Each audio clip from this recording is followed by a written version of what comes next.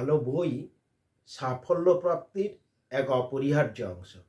Lincoln, Jefferson, এদের জীবনী খেয়াল করুন, একটু আবিষ্কার করুন।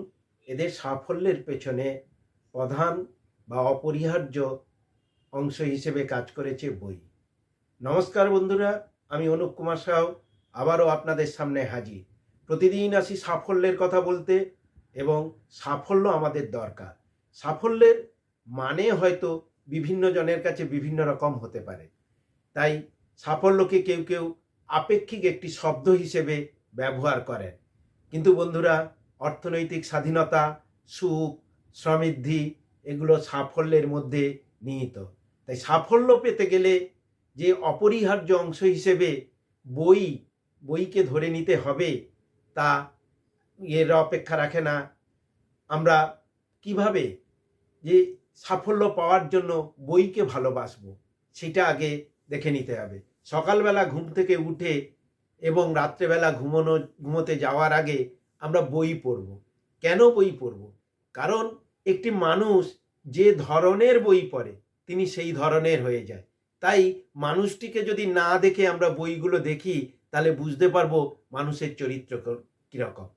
একটি জাতি যে ধরনের বই পড়ে, সেই জাতির কালচার বা সংস্কৃতি সেই ধরনের হয়। তাই বই যে অপরিহার্য অংশ, এবং যত সফলতায় গেছেন মানুষ বা যত সাকসেসফুল মানুষের জীবনী আলোচনা করি, সেই ইলন মাস্ক থেকে শুরু করে বিল গেটস, কিংবা রবীন্দ্রনাথ থেকে শুরু করে আধুনিক কবি শঙ্খ ঘোষ পর্যন্ত প্রত্যেকের জীবনী যদি পর্যালোচনা করি, তাহলে আমরা দেখতে পাবো প্রত্যেকের জীবনে 2 থেকে 4 ঘন্টা করে নিয়মিতভাবে বই পড়ার অভ্যাস রয়েছে। তাই সাফল্য পেতে গেলে বই পড়তে হবে। এবার আসি যে বই নিয়ে, যেমন সূর্য দেখুন বা আগুনকে দেখুন, আগুন যেমন আলো দেয়, আগুন পুড়িয়েও দেয়।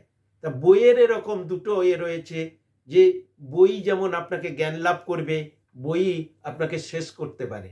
তাই বই বাছাই করে পড়া উচিত, বা শিশুদের বই পড়তে দেওয়ার সময় আগে সেই বইটা পড়ে নেওয়া উচিত, তারপরে শিশুদেরকে পড়তে দেওয়া উচিত। কারণ বই জ্ঞান বৃদ্ধির অন্যতম বা অপরিহার্য অংশ। আর জ্ঞানই একমাত্র আপনাকে অর্থনৈতিক স্বাধীনতা কিংবা যে কোনো স্বাধীনতা দিতে পারে। তাই বইয়ের মধ্যে লুকিয়ে থাকে জ্ঞান, আর জ্ঞান অর্জন করতে গেলে আপনাকে বই পড়তে হবে। আর বই পড়লে আপনার ব্রেনের মধ্যে প্রোক্রাস্টিনেশন কাজ করবে না, আর প্রোক্রাস্টিনেশন কাজ না করলে আপনার ভয় আসবে না। আর ভয় যদি না আসে সাবকনশাস মাইন্ডে, তাহলে আপনি সাফল্যের দিকে এগিয়ে যাবেন, সাফল্য অবশ্যই পাবেন।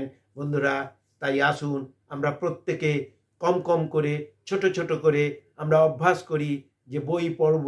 প্রতিদিন 10 মিনিট করে শুরু করি, ওটা 2 ঘন্টাতে নিয়ে যাব, 4 ঘন্টাতে নিয়ে যাব।